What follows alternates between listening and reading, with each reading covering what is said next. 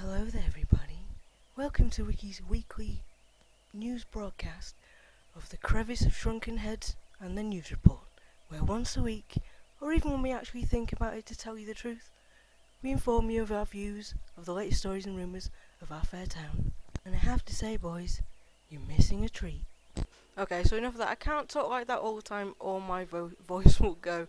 But anyway, day one. It's fairly normal, except all the still unexplained string of robberies of underthings. At least 35 bras and 15 panties and one pair of pantyhose were stolen in the wee hours of the morning, and we think the culprit is still on the lam. The victims have complained about irritation and uncomfortable rubbing in places they would prefer not to mention. One offered four fat cats for a reward, though this reporter did not see any of these cats anywhere. The investigation squad has been led by Eat Me, yes, Eat Me, reports high hopes for finding the stolen garments, but no progress has yet been made.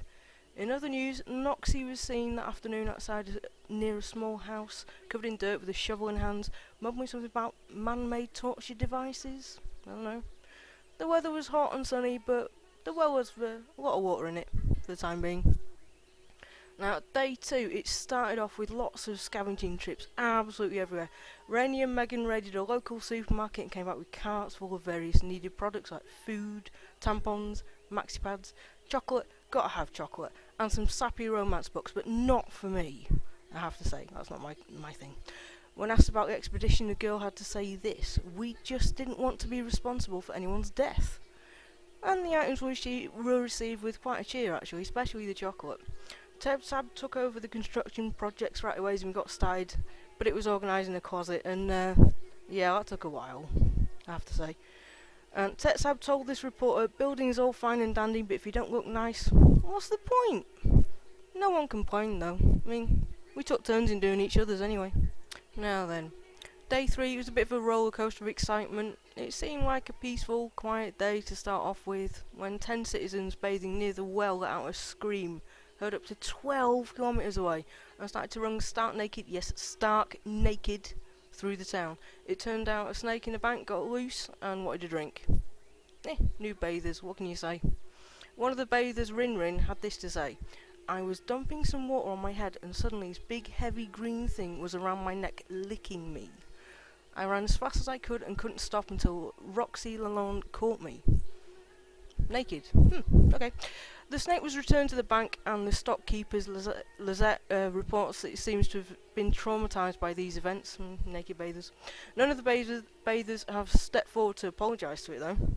Later that day, Shitha got drunk and started setting off Semtex bombs in the wasteland. She was tackled and subdued by Zaviria Cass. When asked why, she replied, "I wanted a rainbow." Like you would. Hey. No one was sure why she thought explosive and sand would make a rainbow, but, well, we're kind of in a desert, there's not much to do. We'll let her off. Day 4 started with a bit of a windstorm blowing over 5 tents. Not Bra's tents.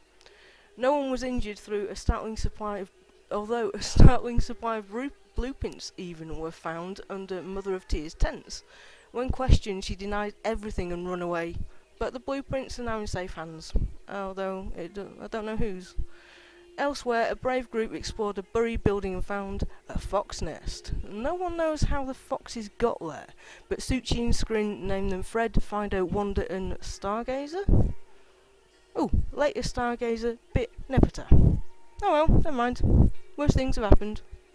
Alright, now to day 5. It started with, a sad note. Mimi, a local resident, was out exploring when the heat caused her to lose her way. Dazed and confused, she tripped and fell in an abandoned ditch. She was found later in the day by Shashimi and Samantha Carter, who say it appears she had broken her neck upon impact. That resulted in her death, which you kind of expect that. They then proceeded to beat her body until her skull was cracked and the majority of her brains were in the dirt. Yummy. Later, Amawashi got drunk after a long day exploring and started dancing on the table wearing nothing but a utility belt. We've agreed to not talk about this ever again. Yeah, good